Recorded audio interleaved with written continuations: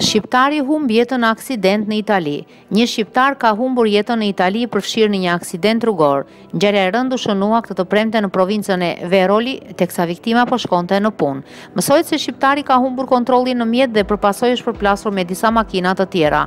Përpasoj ka humbur jetën 61 vjeçari Ibrahim Falli, i cili pavarësisht dërgimit në spital nuk ja doli të mbijetojë. Paraprakisht dyshohet se shqiptari ka pësuar infarkt duke humbur kontrollin mbi mjet. Gjithsesi, lidhur me këtë ngjarje, hetimet janë në vijim.